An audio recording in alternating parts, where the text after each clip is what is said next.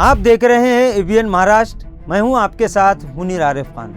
नाजरीन, election commission की जानिब से महाराष्ट्र असेंबली इलेक्शन की तारीख का ऐलान होने के बाद ही से तमाम ही सियासी पार्टियां अब अपने अपने तौर पर सियासी बिसात बिछाने में मसरूफ हो चुकी है।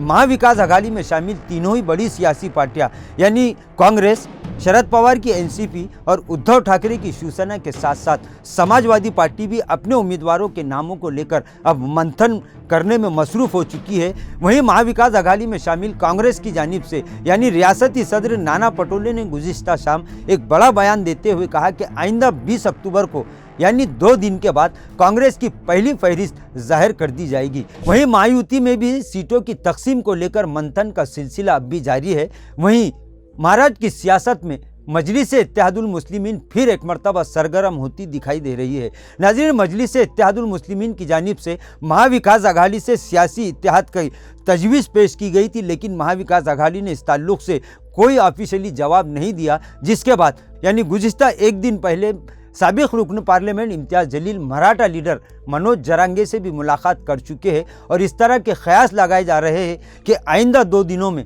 मनोज जरांगे पाटिल और इम्तियाज़ जलील की मुलाकात किस ताल्लुक़ से हुई, इस पर से भी पर्दा उठ सकता है। वहीं औरंगाबाद शहर की अगर बात की जाए तो औरंगाबाद में मजलिस-ए-इत्तेहादुल मुस्लिमीन की जानिब से उम्मीदवारों के नामों को लेकर भी इस वक्त ख्यास लगाए जा रहे हैं। तरह तरह के बयानात सोशल मीडिया के ज़रिए सुनने को मिल रहे हैं। लेकिन नाज़रीन, आज से कुछ दिनों पहले पार्टी सुप्रीमो असद अवैसी ने मजलिस-ए-इत्तेहादुल मुस्लिमीन की जानिब से 5 उम्मीदवारों के नामों का ऐलान किया था, जिसमें औरंगाबाद से इम्तियाज़ जलील का नाम फाइनल किया गया था। लेकिन इस बात पर सस्पेंस अब भी बरकरार है कि इम्तियाज़ जलील सेंट्रल असेंबली हल्के से इलेक्शन लड़ेंगे या फिर मशरिकी असेंबली हल्के से किस्मत आजमाएंगे। इस पर सस्पेंस बना हुआ है और इस तरह की खबरें अब मिल रही है कि कल हो सकता है कि इस ताल्लुक़ से फैसला हो जाएगा, यानी कल ये तय हो जाएगा कि इम्तियाज़ जलील सेंट्रल असेंबली हल्के से मैदान में उतरेंगे या फिर मशरिकी असेंबली हल्के से इस बार किस्मत आजमाएंगे। क्योंकि नाजरीन, इस तरह की खबरें भी मिल रही है कि पार्टी सुप्रीमो असद अवैसी कल औरंगाबाद दौरे पर आ सकते हैं और इस ताल्लुक़ से यही बातें की जा रही है कि कल इस बात का फैसला हो जाएगा कि मजलिस-ए-इत्तेहादुल मुस्लिमीन के औरंगाबाद शहर के 3 असेंबली हलकों से कौन उम्मीदवार मैदान में रहेगा।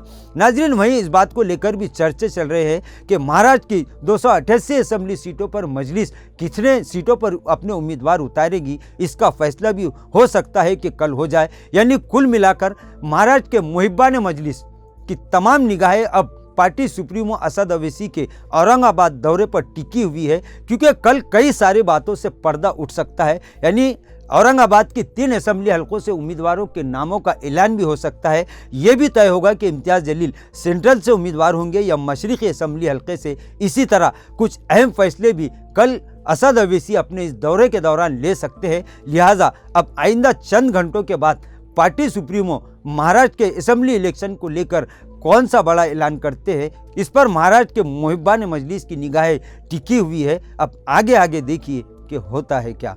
नाजरीन, आज के लिए बस इतना ही। फिर मुलाकात होगी कुछ नई वीडियो के साथ। तब तक के लिए हमें इजाज़त दीजिए। अल्लाह हाफिज़।